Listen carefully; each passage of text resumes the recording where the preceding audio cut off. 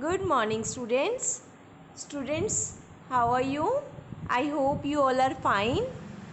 Today we will continue chapter business services. In our previous lecture we discussed about banking services and today we discuss insurance services. तो देखो insurance क्या होता है. Insurance means जब एक party के द्वारा, एक इंडिविजुअल के द्वारा, एक फर्म के द्वारा किसी न किसी टाइप का इंश्योरेंस करवाया जाता है. फॉर एग्ज़ाम्पल हमने अपनी फैक्ट्री का इंश्योरेंस करवा लिया, तो उस इंश्योरेंस के बदले में हमें हर मंथली या क्वार्टरली या हाफ ईयरली या ईयरली कुछ ना कुछ पैसा उस ऑर्गेनाइजेशन को पे करना पड़ता है. तो हमने अपनी फैक्ट्री का इंश्योरेंस करवाया, फायर एक्सीडेंट का करवाया, ठीक है, फायर इंश्योरेंस करवा लिया हमने अपनी फैक्ट्री के लिए.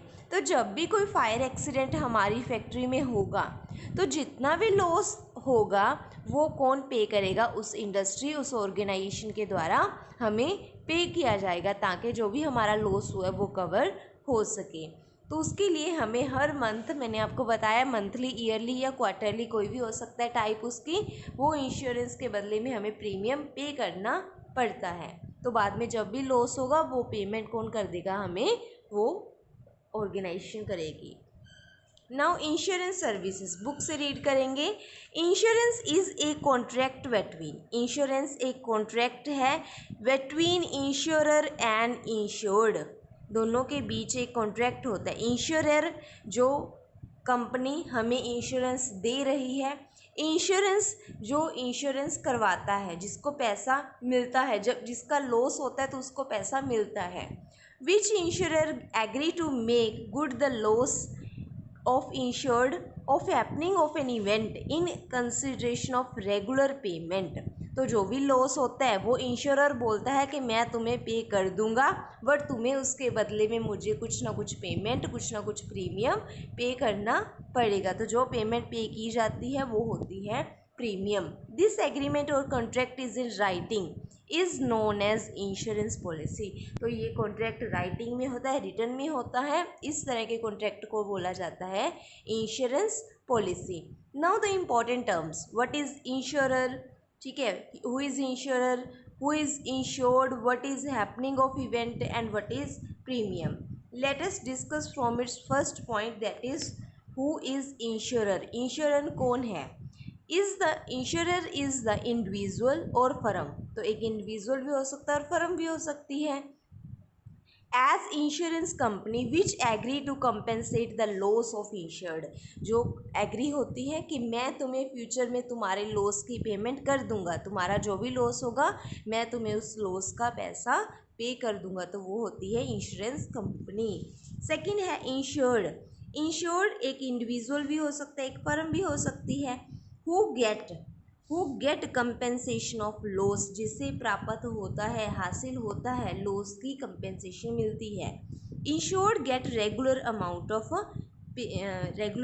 Premium, sorry, insured pays, insured को पेमेंट करनी पड़ती है मंथली, ईयरली और क्वार्टरली, तो उसको बोला जाता है premium. Third is happening of the event. It refers to the subject matter of policy. Happening of the event means किस तरह का इवेंट, किस तरह का इंश्योरेंस करवा रहे हैं. फॉर एग्जाम्पल फायर इंश्योरेंस, तो लॉस जब भी होगा फायर से रिलेटेड होना चाहिए और उसी की ही पेमेंट उससे मिलेगी. फोर्थ है प्रीमियम. प्रीमियम जो हम पे करते हैं, it refers to the amount paid quarterly, half yearly और annually by the insured to the insurance company, जो हम पे करते हैं लॉस के लिए. ओके, नाउ ये हो गई हमारी टर्म्स. अब हम डिस्कस करेंगे प्रिंसिपल्स ऑफ इंश्योरेंस, कि कौन कौन से सिद्धांत, कौन कौन से रूल है जो इंश्योरर और इंश्योर वाली पार्टी दोनों को ही मतलब फॉलो करने पड़ते हैं. So first principle is principle of utmost good faith. दोनों ही पार्टी में फेथ होना बहुत ज़रूरी है. उसको क्या करना चाहिए? अपनी सारी इन्फॉर्मेशन हमें इंश्योरर को सही इन्फॉर्मेशन देनी चाहिए. अगर गलत इन्फॉर्मेशन है तो वो इनवैलिड केस माना जाएगा. तो सारी इन्फॉर्मेशन हमें अपनी उस पार्टी को, सामने वाली कंपनी को देनी पड़ेगी. According to this principle insurance is a contract based on faith, किस बेसिस पे है? फेथ बेसिस पे, कि मैं तुम पे ट्रस्ट कर रहा हूँ कि हाँ तुम मुझे अपनी सारी इन्फॉर्मेशन सही ही दे रहा है। The insured and insurer must disclose all the material factor, सारे जो भी गाइडलाइंस है, सारे जो भी रूल्स है, जो भी एक्चुअली है, वो सब कुछ वो शो एक दूसरे को करेंगे। इफ़ द इंश्योर्ड हाइड्स, अगर वो कुछ ना कुछ हाइड कर लेगा, कोई मटेरियल फैक्ट हाइड कर लेता है और बाद में कंपनी को पता चलता है कि ये तो झूठ बोल रहा था, जब इसने मेरे से ये बात छुपाई, तो failure to make disclose of material fact by insured make the contract of insurance voidable, तो उस केस को वॉइडेबल नहीं माना जाएगा, वो केस क्या होगा? इलीगल माना जाएगा। For example, if the person has taken a life insurance, अगर मान लो हमने अपना लाइफ इंश्योरेंस ले लिया कि जब भी मेरी डेथ होगी तो मुझे इतने रुपीज़ का इंश्योरेंस मिलेगा, पर उस पर्सन ने ये छुपा लिया कि वो एक हार्ट पेशेंट है, क्योंकि हार्ट पेशेंट को पता होता है मैं इतने दिन का मरीज हूँ, मेरी इतने दिनों में डेथ हो जाएगी, तो उसने ये बात इंश्योरेंस कंपनी से छुपा ली। तो जब भी उसको अटैक होगा, ठीक है, तो कंपनी को पता चलेगा कि इसको तो हार्ट अटैक हुआ है, मीन्स ये हार्ट का पेशेंट था।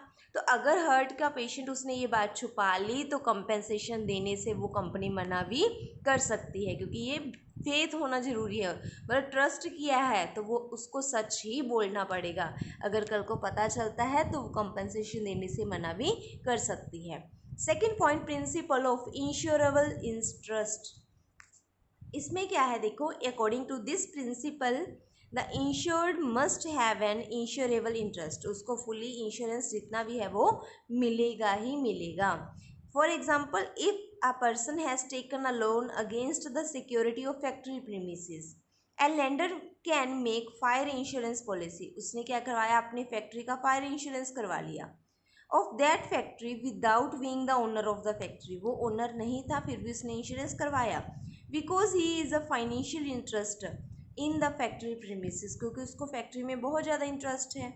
In the case of life insurance policy the interest must be present at the time of taking the policy, तभी से उसको इंटरेस्ट पे करना पड़ेगा जब भी वो इंश्योरेंस करवा रहा है। तो ये क्या है, इंश्योरेबल है, जो मिलेगा ही मिलेगा, उसको लॉस हो या ना हो पर उसको वो पेमेंट करनी ही पड़ेगी। जो मंथली पेमेंट है वो हर महीने या हर 6 महीने के बाद वो पेमेंट तो उसको करनी ही पड़ेगी। तो ये है इंश्योरेबल इंटरेस्ट, और जब भी लॉस होगा वो लॉस उसका कवर भी किया जाएगा। Now the third point is principle of indemnity. Indemnity का मतलब है, according to this principle insurance is not a contract of making profit. Indemnity का मतलब है सिर्फ लॉस को कवर किया जाएगा, इसका मतलब ये नहीं है कि प्रॉफिट अर्न करना मोटिव है। मान लो हमने इंश्योरेंस करवाया 2 लाख का, कि 2 लाख रुपीज़ का इंश्योरेंस करवा लिया कि कल को जो भी लॉस होगा तो हमें 2 लाख रुपीज़ मिलेंगे, पर कल को जो भी लॉस होता है हमारा फायर की वजह से, कंपनी में जो भी नुकसान हुआ वो सिर्फ 1 लाख का हुआ, तो इंश्योरेंस कंपनी वाले, फॉर एग्जांपल LIC वाले हैं या कोई भी है, वो हमें 2 लाख नहीं देंगे, जितने का लॉस हुआ है वो उतने ही पेमेंट देंगे। ऐसे नहीं है कि 1 लाख का नुकसान हुआ हमारा, आग लगने की वजह से नुकसान हुआ 1 लाख का, तो बैंक हमें 2 लाख कभी नहीं देगा। तो जितने का लॉस हुआ है उतना ही वो पेमेंट बैंक उसको करेगा, क्योंकि इसमें सिर्फ लॉस को कवर करना मोटिव है, ना कि प्रॉफिट अर्न करना। Okay, so this is the third point, that is principle of indemnity. Indemnity means loss को कवर करना ही इंपॉर्टेंट है, ना कि प्रॉफिट अर्न करना। Now the fourth point is principle of contribution. तो कॉन्ट्रीब्यूशन का देखो कैसे होगा। फॉर एग्जाम्पल इन्होंने दी हुई है, यही रीड करते हैं। A person get his house insured against fire, तो एक पर्सन ने अपने घर का फायर इंश्योरेंस करवा लिया for 1 lakh with insurer A and 50,000 with insurer B. तो उसने 2 पार्टी से अपना इंश्योरेंस करवाया, ए पार्टी से भी और बी पार्टी से भी। ए पार्टी से उसने 1 लाख का करवाया और बी पार्टी से उसने 50,000 का इंश्योरेंस करवाया, तो 2 पार्टी से इंश्योरेंस करवा लिया। ए लॉस ऑफ 75,000, और कल को जो भी उसका नुकसान हुआ वो कितना हुआ, 75,000। तो क्या कौन देगा 75,000, क्या पार्टी ए देगी, या पार्टी बी देगी, या ये भी 75 देगी, या ये भी 75 देगी, नहीं, उसको मिलेगा जितना लॉस हुआ है उसको टोटल 75,000 ही मिलेगा।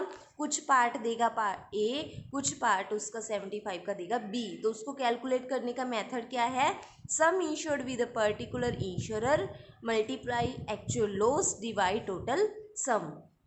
टोटल इंश्योरेंस हमने कितने का करवाया, 1,50,000 का, तो वो अमाउंट्स आएंगी बिल्कुल नीचे डिनोमिनेटर में, और ऊपर हम लिखेंगे पार्टी ए का इंश्योरेंस, पार्टी बी का इंश्योरेंस इनटू एक्चुअल लॉस। तो इस तरह से पार्टी ए देगी 50,000 और पार्टी बी देगी 25,000। तो इसमें क्या है, प्रिंसिपल ऑफ कॉन्ट्रीब्यूशन, कि सारे ही पार्टी, एक पार्टी ही पेमेंट नहीं करेगी, दोनों ही कॉन्ट्रीब्यूट मिल के करेंगे।